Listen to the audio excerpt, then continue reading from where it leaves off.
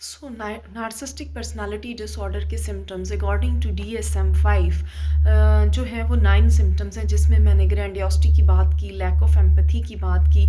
अब हम जो बात करते हैं वो है फैंटेसीज़ की।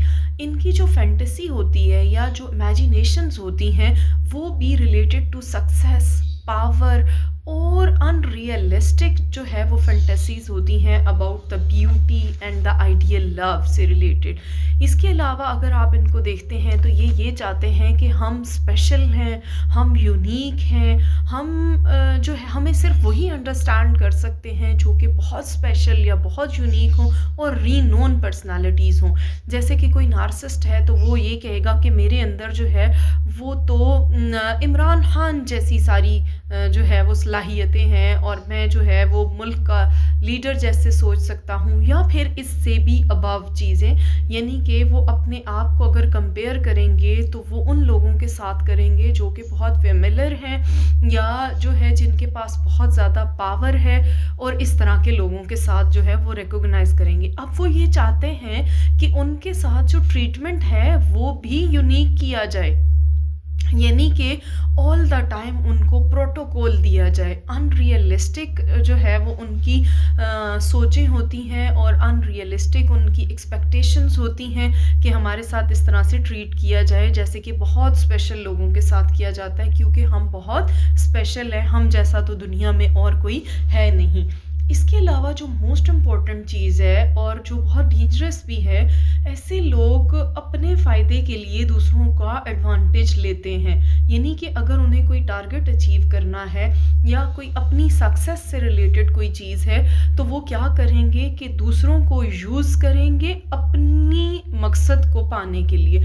इसमें ये लोग अपने बच्चों तक को यूज़ कर लेते हैं, यानी कि अपने आप को ये कहने के लिए कि मैं बहुत बड़ा अचीवर हूँ या मैं बहुत हाईली क्वालिफाइड हूँ और मेरे पास ये भी है, वो भी है और मैं सबसे अच्छा लीडर हूँ।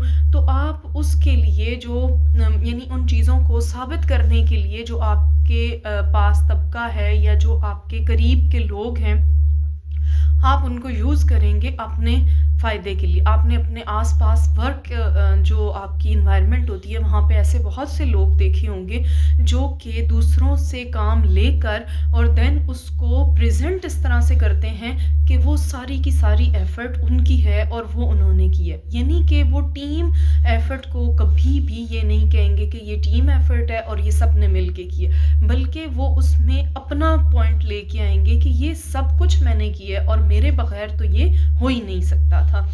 फिर इसमें अगर हम देखें तो हाँ, ये खुद जो है वो हसद का शिकार होते हैं, ठीक है? एनवी और एनवियस बिहेवियर होता है इनका, लेकिन ये समझते हैं कि दूसरे हमसे जलते हैं, हमारी खूबसूरती से, हमारी अचीवमेंट से या हमारी तरक्की से जो है वो लोग हमसे बहुत ज़्यादा एनवी करता है और हमसे जो है ना वो जलते हैं। फिर एरोगेंट बिहेवियर होता है इनका कि मतलब आपको ऑल द टाइम लगेगा कि ये तो बहुत ही अजीब से लोग हैं, लेकिन किसी टाइम अपने फ़ायदे के लिए ऐसे हो जाते हैं कि आपको लगेगा कि इनसे स्वीट, इनसे अच्छा इंसान तो कोई है ही नहीं। यानी कि विद द जहाँ पे जो नीड होती है उसके साथ ये चेंज हो जाते हैं सेंटर ऑफ अटेंशन बनने के लिए। सेंटर ऑफ अटेंशन बनने के लिए ये किसी भी हद तक जा सकते हैं।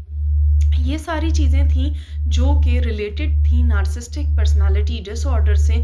आई होप कि इसमें आपको अब जो है वो काफ़ी हद तक समझ आ गई होगी कि कोई एक ट्रेट होना जो है वो मैटर नहीं करता, बल्कि ये 9 ट्रेट्स हैं जिसमें grandiosity, lack of empathy, excessive fantasies about the power, ठीक है? फिर एनवी अबाउट अदर्स, ठीक है? Take advantage of others, has a sense of admiration. जी बिल्कुल, ये मैं कहूँगी कि all the time admiration admiration ये चाह रहे होते हैं कि बस हमारी बात हो रही हो, जहाँ पे भी हम हों हमारी से ही टॉपिक पे या हमसे ही रिलेटेड बात हो रही है, और अगर किसी और की अचीवमेंट्स को बताया जाता है या किया जाता है तो ये लोग बिल्कुल एक ऐसी हालत में चले जाते हैं कि वो विजिबल होती है। कई दफ़ा आपको नज़र आ रहा होता है कि इन लोगों को बिल्कुल भी पसंद नहीं आ रहा ये बिहेवियर जो है।